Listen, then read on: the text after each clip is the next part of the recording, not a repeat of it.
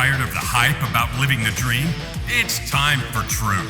This is the place for tools, power, and real talk so you can create the life you dream and deserve. Your ultimate life. Subscribe, share, create. You have infinite power. Hello and welcome to this episode of Your Ultimate Life, the podcast that I created 5.5 more than that years ago to help people live, not just talk about, but live a life of purpose, prosperity, and joy.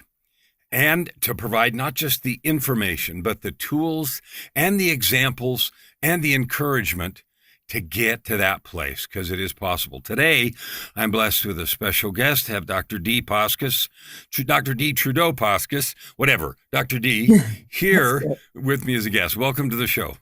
Thank you, Kellan. Thank you. It's wonderful to be here. So I've known, I don't do intros, but I have known Dr. Dee for many years now, not 17, 18, so 5 or 7 years, something like that. Bunch of years, and I'm grateful to that. And I know that she's a dedicated, powerful coach. And we're having her now on specifically to talk about some new program, books, and stuff that she's done. And you'll get introduced to her without some formal intro as we go along.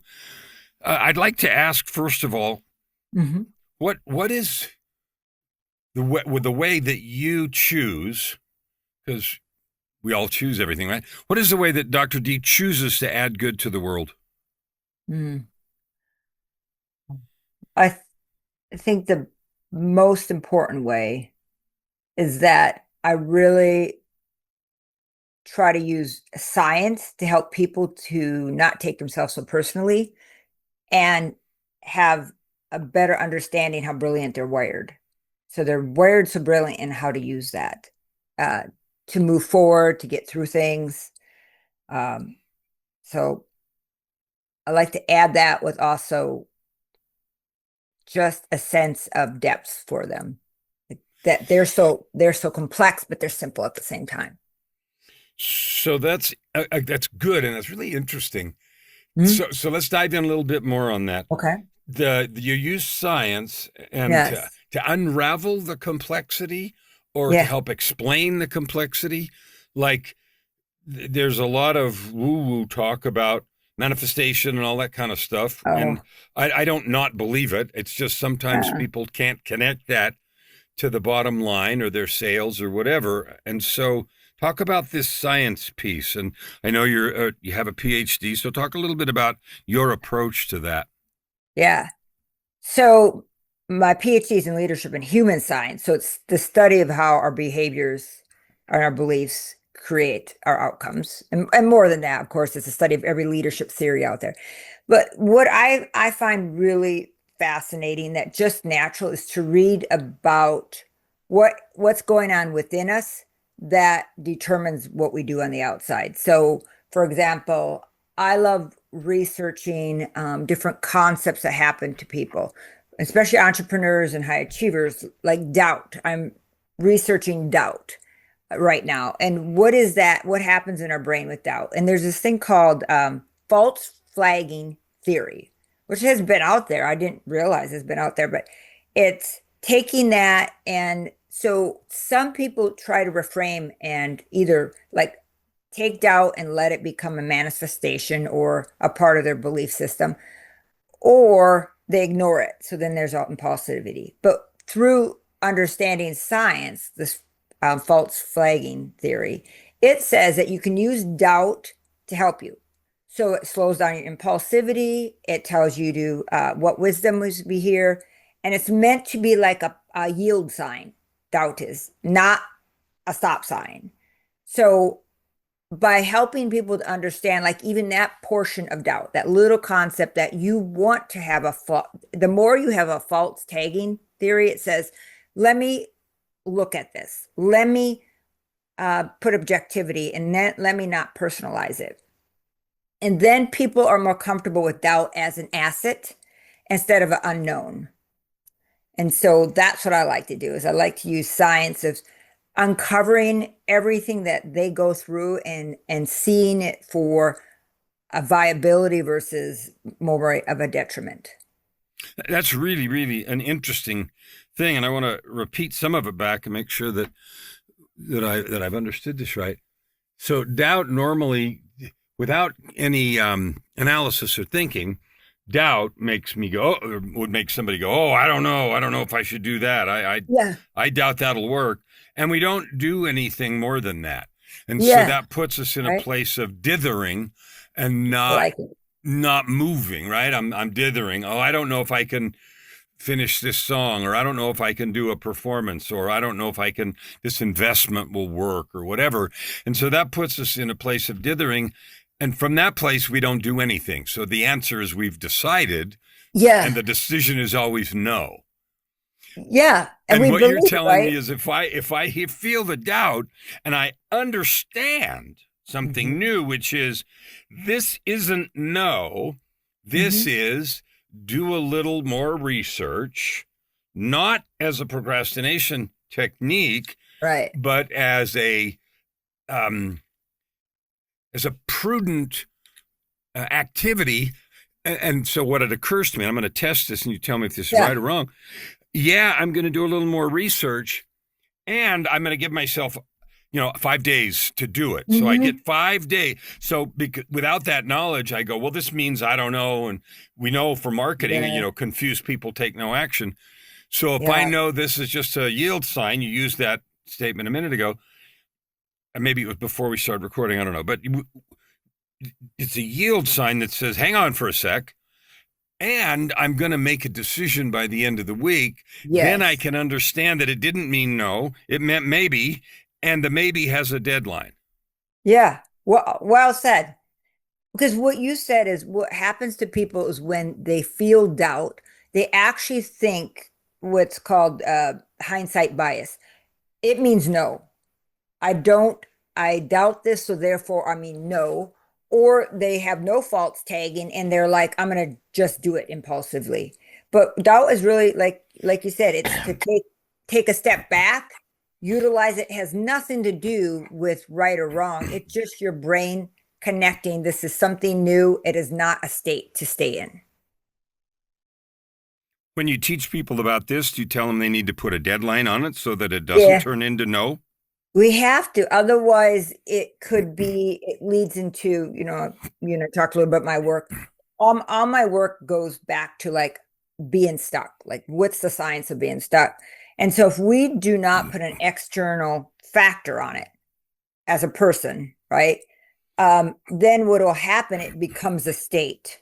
So literally, a client or a person or achiever, any of us can stop moving because we found evidence to doubt that. So it must mean I should not keep moving. But if we say instead, and you and I talked about this before we got in the podcast, if we say instead, there's doubt, but there's got to be a bigger piece here, that means I pivot. Doubt means I need either more information or I pivot, but it doesn't mean it becomes a state. And so you are measuring, when's the next time? Is it 5 days? Yeah, it seems like the establishment of a decision point. Yeah, it gives you is critical to understanding this, because you're right. Doubt by itself means no, because it feels uncomfortable, And what it doesn't mean no. What it means is hang on a sec, and a sec is till the end of the day or till the end of the week, and we have to finish the sentence. In our heads, in our sort of context, not now, but I'm going to decide I need to think about it for not forever, a day, 2 days. Okay, we'll decide. And that means I'm not deciding. So that's really interesting. That's a fabulous example of what you do. And I hadn't heard you walk through that particular emotion or feeling before. So that's really good. So tell me, how many things are there like that? So there's the feeling of doubt. And you said your box is the science of being stuck. What does stuck mean? So stuck, people say it. And right now in marketing, if you look, you will see a lot of things you're in your business stuck, and the marketing thing is stuck. Well, that actually, we were researching the last couple of years. It's a what people feel, but they don't realize it's a psychological state that they put their brain and their heart, in. So you're stuck in different ways. So it means you don't, one area of stuck, people psychologically burned out. That's one area. They are burned out because they don't have, you talked about this, the why, the sense of purpose. They're running from one thing to the next thing without discernment. They're literally impulsively overworking themselves. So that for them, we have an inventory and they actually can assess which of the stuck cycles they're in, but they're more than one. There's like 5 of them. So that person is dealing with life in a way that they're keeping busyness as a sign for moving forward. I'm just going to keep busy. They're not aware of that. They wouldn't say that necessarily, but that is a true stuck cycle. And so they can avoid it. I want to interrupt you you there because it's so interesting. See, I haven't been with you. You've mentioned the 5 stuck cycles before in other conversations we've had, but I haven't been with you through these. And so when you say that about burnout, what it feels like to me is, okay, I'm not making the progress I want. I have the idea that busy is a badge of honor. I don't know what I'm doing. I'm just going to keep going. And pretty soon I'm just stuck. And the stuckness is I'm so overwhelmed by this mass of things that I could do. They're not parsed or organized. And so it's not that, So that's a very interesting overwhelmed stuck. Cool. Isn't that? Yeah. And that's what's so cool. What I love about the neuroscience piece is it tells us what's happening within and makes, when people hear that, they're like, okay, so instead of just saying you're stuck, we can actually assess what area of stuck. And then once you know the stuck and if you don't deal with it, like that stuck cycle, a burnout is different than like a decision paralysis stuck cycle, right? One needs a system, the other needs a flow chart. There's 2 different things. But so people just generically say stuck cycle or we're stuck, but it's a very true thing. It's a psychology of state that can last. There are people that will have a stuck cycle for a year, 2 years, a stagnant stuck cycle. And it could be in one area of their life. It could be this particular area in business, but there are people that have a stuck cycle throughout their whole life, like the stuck cycle of overcommitment. There are people that say, and they'll tell you that in their rational mind, they'll say, yes, I'm a people pleaser. I keep people pleasing with no intent of changing it, right? They know it. The rational mind fakes them out that they're doing something because they talked about it. But that's a very serious stuck cycle when you're overcommitting continually for the hope that somebody will recognize you, realize you, and acknowledge you. That is a different part. So that one connects to the heart brain, which, 3 brain science, which is another fascinating piece. That one has to be dealt with very different. See, isn't that fascinating though? Like each of these different pieces, neuroscience have explained. You have to dig them in research articles, which most people don't, but what happens in there, and they play out very differently. And we did a study and we found in our focus group, 80% of people misdiagnose what stuck cycle they're in. And they're like, yep, I know it. I'm just going to do this thing. But it doesn't. It's the wrong thing. So this is really good. And so what I want to emphasize for listeners is this. She's talking about stuck cycles and she keeps using the word neuroscience. And for many people, that's like, oh, crap, my eyes glazed over. I don't want to talk about this. Oh, go it's to sleep. Fun. I know it's fun. It's fun for you, and I enjoy it too.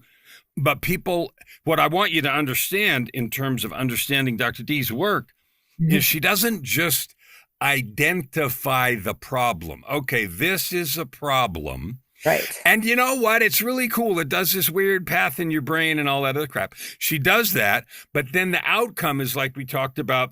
If you're going to have doubt, it only matters if you're going to give your back up, yield sign, but you give yourself a deadline. It's not doubt, meaning cancel. It's doubt for a day or a week. And then you hold to that. And I have the sense that every one of these stuck cycles that you identify doesn't stop with identifying the name of the stuck cycle and talking about the fancy and fun. I agree, it's fun. I read in the book that I read. Yeah. But the fun stuff, knowing that happens in the brain. But then there's a set of practical behaviors, like I cut my fingernails this way, and that solves this stuck cycle. Yes. It had nothing to do with fingernails, but there's a set of that's steps. a metaphor. There is, exactly. So it's kind of like, I always think of it. It's kind of like being a doctor. You can assess it, but then you also want to treat it and treat the right one. And as a coach that loves to experiment and see it apply, and prove it, like we're very results driven, and like this tool will help that specifically because we did the research, we applied it. But you're right, it's a path. It's like that science helps us to understand the mechanism, and the coaching helps us to understand the path. That's what I think. It's phenomenally fascinating, and it's allows people to get behind it. Like really, oh, okay, now I understand, but I don't have to overthink it. I just have to think, okay, that's why that wasn't working. That's why just saying I'm a people pleaser doesn't work. That doesn't work at all. But what's happening in my brain is the amygdala is, and I won't go into data. I could go all over the brain. What happens in the brain in an overcommitment cycle is very different than a burnout cycle. So now I know what's happening in here, and I need to stop it for this many reasons. And this is how I do it. I love your analogy of the doctor, because the doctor doesn't just ask one question. Hey doc, I hurt. Okay, good. Here's what you do. No, you gotta say, well, where do you hurt? How often is it on a scale of 1 to 10?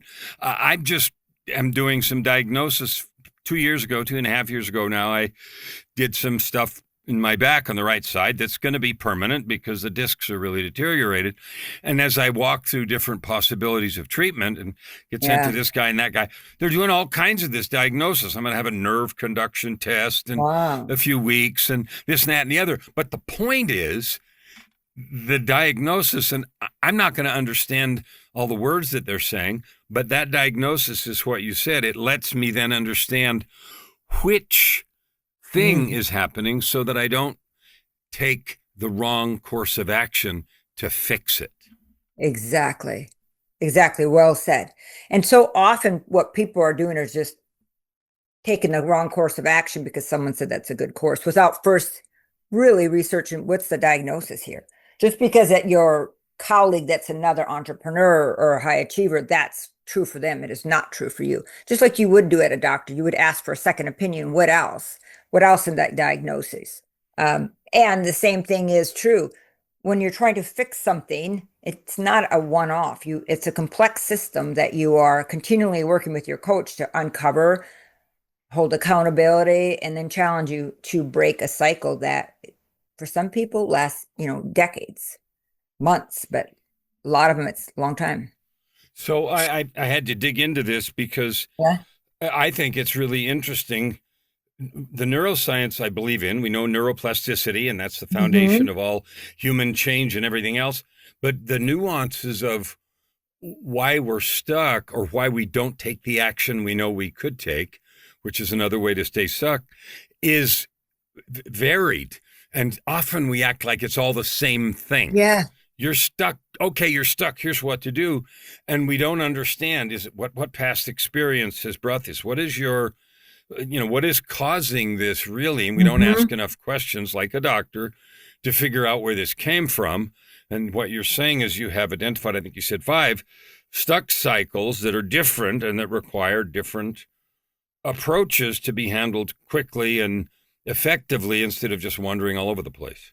Yeah. Right. Or people say, just tell me the answer. That doesn't work, Kellan, because that advice doesn't move anything behaviorally or subconscious. It's really them understanding the path, that what got you there, and then why is it returning? Well, part of the reason it keeps returning because now you have made a neural path, not only in your brain, it affects your heart and your gut brain. So all 3 of them work together to work against you just because you didn't get the right idea of what is behind that. Right. So this is the second time you've mentioned 3 brains, and some people listening will know that. The head brain, heart brain, and gut brain. And Yep. Each one of those areas has neurons, just like your head does. And they Yeah. communicate in that way. So the idea that you receive intuition, inspiration, and guidance Oh, I from love that. these different places is real. It's not It's real. some woo imagination crap because Mhm. they have similar structures. So, talk a little bit about this and how it relates to intuitive guidance that people need to receive because everything, especially in times that are changing as fast as we are right now, intuitive Right. guidance is more important now than it's ever been in the universe. So, talk a little more about that. Well, so you already kind of clarified that there's three. What happens is with people when they are in their rational mind, there's a misalignment. So your heart brain can then have anywhere from 40 to 70,000 neurons. The more you are compassionate with yourself and other people, that's what they found out develop these neurons. And then what happens with you is you exude that and places you go because you're building rapport with people, right? It also says, do I belong or not belong? So some people can get misaligned because of like let's say the people pleaser. Their heart brain is usually out of alignment because they're always wondering, do I belong or didn't belong? I need to do all this stuff to belong. It's always a conditioned response versus an unconditional love. So we would say that their neurons are probably in the 40,000 versus that capacity of 70,000. So that they're running with that without alignment with the gut. The gut's only purpose, the gut brain has the most neurons. It's the fastest reactor. So if you do not feel safe, the gut will send a response upward. It's faster than a brain going downward. So if you, let's say you're a people pleaser and you lead with the heart brain, you're not allowing them to align before you make a decision. So alignment would be, let me check, is this actually a safe motion? If this person gave me nothing, or if I realize I cannot give myself anything, that is a non-safe motion. And you could tell your gut that, and it would start aligning with the head. Okay, so that means let's not do that, set a boundary. So your brain and your head brain is all that it's supposed to do is forecast, the rational. Your higher brain, which you're talking about, the spiritual part, wisdom comes when those three are aligned and you sit in that space. And it's no longer that you are trying to find something from someone else. You're simply gifting what you have within, right? Because they're all aligned. You're not trying to fill something that doesn't need to be filled. Does that make sense? So when they're It, aligned, you can listen at a higher level. that makes perfect sense. Mhm. And another way to think about that is listening. We Mhm. listen lots of different ways. We listen because we're trying to argue. We listen Mhm. because we pretend to listen because we don't care and really we're thinking about something else. Yeah. You know what I mean? We listen to respond. We listen to refute. And what that aligned listening allows us, if we're safe in our own skin and we have nothing to prove, then we Yeah. can just listen, allowing people to be who they are and It's loving them anyway. And we feel no lack of safety because we're not fearful that like we're not enough or they're going to think bad, like we don't care about that. And that right. feeling of certainty occurs when we have that kind of alignment. That's Yeah. how I heard what you said. Yeah. And so you're listening. So a really cool trick is really when you're triggered like that, it's really to say, I don't have to figure everything out. I just have to get quiet and listen and ask, what is my head thinking? What is my heart thinking? And what is my gut thinking? And it will say, well, it's this. And if it's a fear-based response, then that means you're not trying to go out and control what other people doing. You just bring compassion in and say, if that wasn't true about them or myself, what would be possible? I mean, that's a short version of what I do with clients, but literally it's just aligning those three to say it's never the outside world. It is always the inner landscape that we get to work on, and that creates that freedom. So I love this conversation and I love the conversation about that. And we could have a whole episode on the three brains and their Mhm. alignment and things that you do to start recognizing it. I'm willing to bet that most people don't even think of those things like the word of three brain and that they have similar characteristics with neurons and that there's real wisdom that comes from all three of those places Mhm. is true. But we're not going to Mhm. go into that anymore today because we got Right. other stuff to do. And Right. that We would could be a go. different episode. But it's fascinating. And I would let that go as far as it did because I want you listeners to understand the depth of the truths that she has already researched and knows and is available to you Mhm. to create your ultimate life, to get your why, to Yeah. line your actions up with your purpose. What I'd like to shift now is just another question. Like, you clearly have a wealth of expertise and knowledge, skills and gifts. You also have a group of people, entrepreneurs that you like to serve. Uh-huh. You didn't fall up this mountain. Like, nobody falls up a mountain. So No. what happened in your life that made this important for you? Let's see. Well, I'm not like most people where they have one thing that happens. I think it was at a very young age, a discernment for things could be better. Um, and why are people not as successful as they want to be, or why are they treating themselves that way? When I started in leadership, that's when I really started realizing leadership's a skill, and there are better ways to do this. And it became so important because the leader has such a responsibility of they're affecting everybody around them on the way they lead. And so people still get management and leadership confused. There's a big difference. But I feel like people have so little time on the earth and they're not listening to what is their purpose and passion and staying in that. And then what happens is we have a society that's conditioned to buy the next thing or look at the next thing and control it, and that will make you happy. And for me, that didn't seem to make sense. And it doesn't now knowing the research, but I wanted to see what is a way that we could be better to ourselves and to other people, and build that skill around that. Because I feel like we just have a short amount of time. And I've probably what really hit into it is you would know this though, Kellan, is when I was in my 20s, I was on a men's soccer league. And we decided to climb a volcano that was active but should have not been dangerous. And you do it at night so you can see the flames. And here I'm 20 something, it was a team, and I'm climbing up this. And I had this sense that, you know what, I think this thing is going to do something. I just sensed it's going to do something. Um, and it started, I mean, it really rumbled and we started running down. And at that moment, I'm like, this could be this experience could be very short. Something could happen. Um, and then we started seeing the lava. Luckily, it went to the other side. But in that moment, I'm thinking, I'm 20. That we are not guaranteed a life of a longevity. We're guaranteed to make the most out of our life. I want to start leading differently. And that's when I started getting interested in studying leadership. I want to not be in rumination mind. That's when I start studying psychology because I thought they had the answers. They have some answers.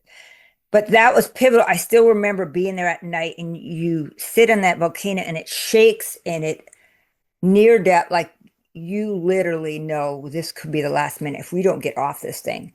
Um, and it was for a few people. I think most people made it off, but it's those moments that you're like, okay, one, there's something bigger because it said, let's leave right now. And we told a whole bunch of people leave. And two, why waste your time in um, triggered or in a mind that is ruminating when there's so much access to what's so much more. Like you said, the bigger why, but we have to work with our brain, and that's the limiting factor for a lot of people. So I'm obsessed with how to unhook them from their own brain's default zones, right? And make them understand the brilliance of that brain.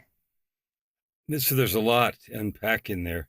Yeah. We have a lot of habitual behaviors. Most of them Yeah. don't serve us. They're Mhm. socialized and taught to us, sometimes innocently and sometimes maliciously, Uh-huh. that allow that push us to behave or not behave a certain way to fit in. What you've said is we have access through the three brains, through the alignment, through intuition, through Mhm. this higher intelligence to so much more. And yet your heart was aching because you see so many people who live at 1/3 power or in fear Mhm. or a lot less than they could have because they don't realize the truths that you just explained, or they hear them and they're not doing anything with them. And so that's Mhm. led you to this in the body, the neuroscience, etc. But more than anything, coaching people to realize they have that ability and to encourage and show them how to make the most of it to create Mhm. more life. And that includes, in fact, the bottom line. It includes changing their leadership, their money, their business growth, and everything else. Because it's really easy in these kind of conversations get lost in the woo-woo land and think that Yeah. everything is about feeling good and that money and business is some other different conversation, and it's not. It's core to this conversation.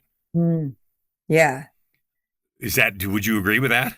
I would agree with that because, and this is the thing, is so many people are not listening to a deeper level. So a business, let's say if you're doing that, a business is an ecosystem that you're creating.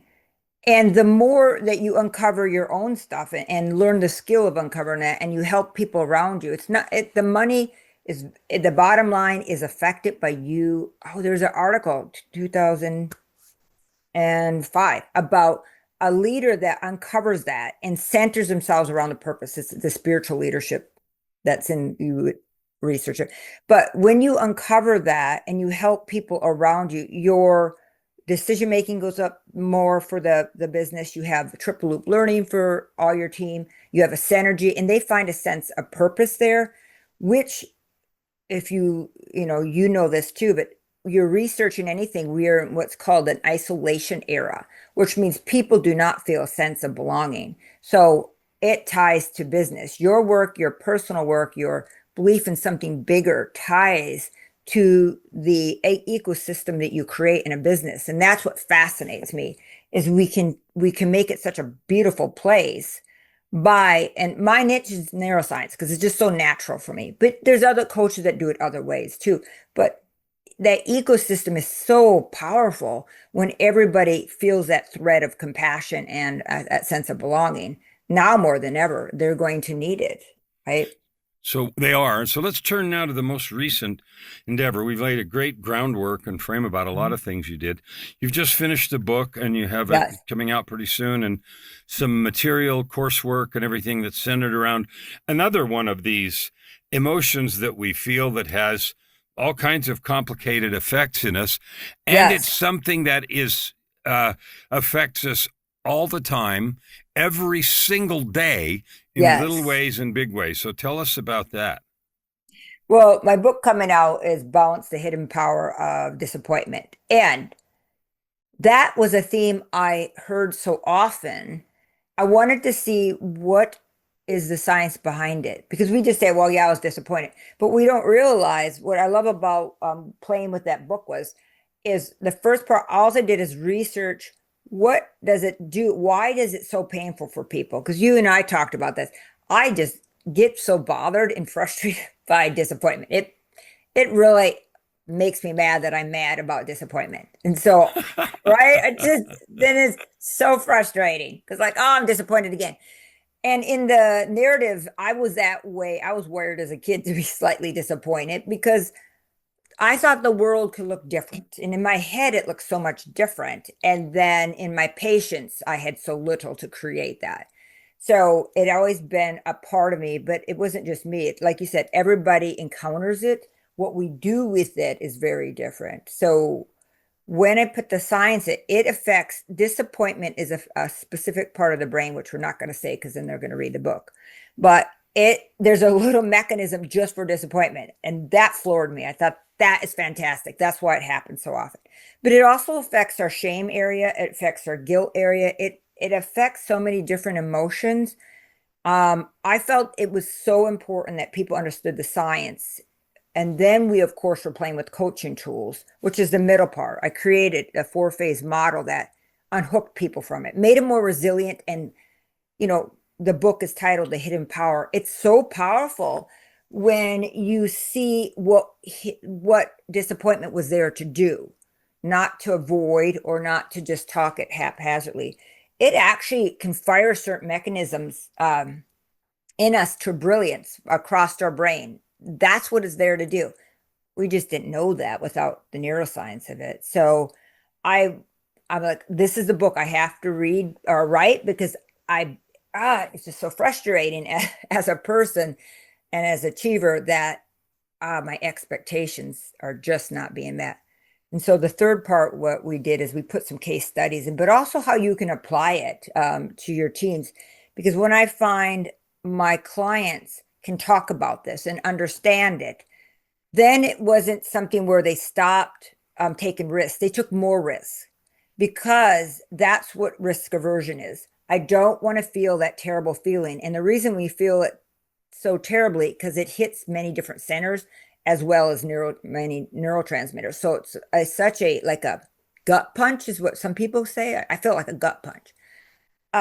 So what I'm excited about the book is I find disappointment at working on that in the last few years, spending time with it as a coach, such a positive, powerful tool. And so now I'm kind of like, I even look forward to disappointment because I know it can ignite something bigger in me or the people around me, as long as I know how to coach myself through that.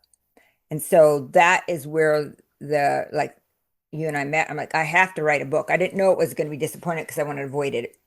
But now more than ever, my clients can't wait to get the book because it is, if you're an achiever and or entrepreneur or a coach, you're going to hit it. It's unavoidable. So we shouldn't avoid it. We should take more risk and play with it and build a resilience around it. So there were some studies done that actually saw that people did certain techniques that they can build a resilience to access this, right creative brilliance in their brain. So that is the project I've been working on with you, and then it plays out. But it's super cool. I just fascinated with. Well, I had the chance to read it, and here's what Yeah. I noticed in reading it: Okay. that it is follows exactly the pattern we talked about in the beginning. There is a feeling when our Mm-hmm. expectations don't match reality. Okay, Right. that's a disappointment. It can be anything from I didn't want it to snow today, and it is. Yeah. Okay, and it didn't. It's supposed to. Maybe it did. I haven't been outside for a while, Yeah. but that can be a small disappointment, or it can be I expected this for my birthday and I didn't get it, or I expected this sales funnel to do a certain thing and it didn't. All of those things are areas where your expectations don't meet it. And what I found not just interesting but useful and Mm. powerful is what you said is disappointment starts in one place and then it like tentacles it spreads out Uh-huh. to shame. I should have known that was going to happen. Yes. Somehow I'm bad. Or anger. I'm disappointed. That idiot or those idiots or the government or God or whoever's to blame, they shouldn't have done that. And so then it triggers an anger response. And there were 3 or 4 different kinds. Yeah. And that's just the first piece. Again, Mm-hmm. like taking it apart, stuck cycles, there are 4 or 5 things that it might trigger. Yeah. And then by understanding that, it unlocks for me a set of behaviors that access that power of Yeah. growth. Because Mm-hmm. ultimately, what we're trying to do is turn disappointment into some growth thing, not just something to be avoided, because nobody likes how it feels to be disappointed. And that's what I Right. found good because you took each one through to a set of actions to Mm-hmm. understand it first, to deal with it, to remove its destructive power, and then to have it be a leverage point for growth. Mm-hmm. Yeah.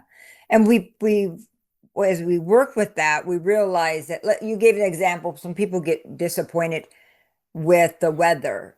So there's people like high achievers, we know it takes a little more to get them disappointed, but then they get stuck. So that plan is you can build resiliency by doing those coaching activities to the next level. So um, your risk level goes up, but it's in a informed, optimistic way, because now you're no longer trying to avoid disappointment. You're leaning into it and you're understanding, okay, it's a mechanism in my brain. If I access that in a way that's methodical or strategic, I will know this is kind of funny. This is amazing that it got triggered. And therefore, what do you think I'm missing here? But it also means then it will give you a sense of urgency for finding something new you wouldn't have found. So that is the cool thing about it. Well, I love this because, we were talking about marketing activities before we Yeah. started. And Yeah. the idea of, well, the idea of marketing is I Yeah. want this to work. I'm afraid it won't because I've been disappointed before. And Yes. so instead of diving in, we're like, oh, I'm avoiding that sense of disappointment. And this is so clear about how beneficial this is, because if I develop resilience, I understand that this is just disappointment and I'm going to do this, this, and this. So then my willingness to take bigger, sensible, but bigger risk Uh-huh. is accelerated because I'm not blindly saying, I just want to be disappointed again. We're saying, I don't care. I'm going to try this. And if I am disappointed, I know what to do with it. It's not a problem. Yeah. Yeah. Yeah. Well said. Right. It's no longer a mystery. It's just a part of a process that you understand and walk through. Yeah.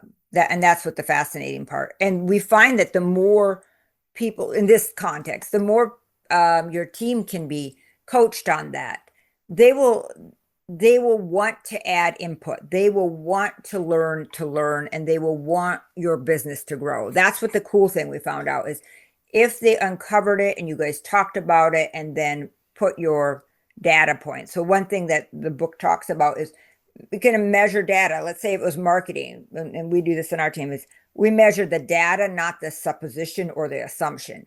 What did the data say? Is it working? Is it not working? Is it a pivot, or do we stay? And that's one thing disappointment and understanding the mechanism for it can do. It can allow you to stay with something a little longer if it's going to have fruition, versus it's called stacking. It's called disappointment stacking, is what they found out. What people will do is something will go wrong, and you ever heard that? They'll say, then I shouldn't have done this too, and they shouldn't have done this. They stack their disappointments instead of excavating them. So now we have a lineage of like a Christmas tree lights inside our brain, and it's all cyclical, versus, I just want to unplug that light so it doesn't stack to the next disappointment. You're starting to see them. I found that it's very fascinating. The tools say, let's clean that out so you're not putting this next light in, this next light in. You're actually thinking, okay, this is a separate place. What can I transform? What is new here? Versus most people, when it's called a spiral, they stack the disappointment and then it becomes a spiral. And they're like, I'm paralyzed. I do not want to do anything for it. Versus find it. It's fascinating thing that we have wired in our brain. I mean, it's brilliant. Got stuck there in a little place in our brain, and has it's a mystery that we can solve now, and it allows us so much movement and freedom, not only with the tasks. So we talk about task in business, but the relationships in business. How many times people like, that person disappointed me because they didn't do this, right? That was disappointing because they kept doing this.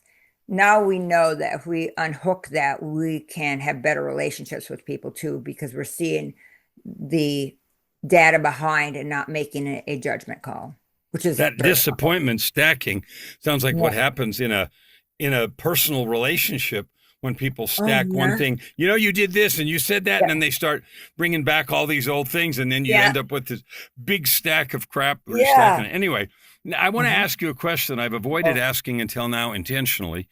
And because we've okay. talked about all this stuff in the brain and a little bit of gut brain and spiritual stuff, who are your clients? So my clients are high achievers who they're working for small giants, companies like that. Well, or they may have come from corporate. But they're high achievers. Some of them are coaches. Most of them are entrepreneurs, and I have some solopreneurs. All the entrepreneurs have the same thing in common.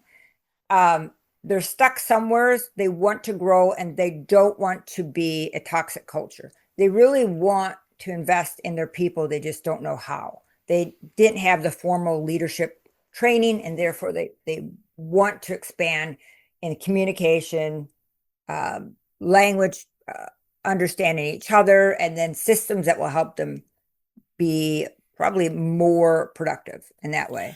So what are the sizes of the companies you have? You've told me before you have an optimal size. Yeah, I do love working with, we have two different programs, but most of our clients are about 5 to 25, 30 million. Okay, Actually, we have some in 30. You can stop there. The reason I saved that till now is because I want you listeners to understand 5 to 35 million. So these are real companies with real products, real services that are doing business in the world. And I said earlier, it ties to your bottom line. And so all of this emotional and intellectual growth that she's providing these leaders is for the growth of real companies with real people, teams with real bottom lines in the real world creating business.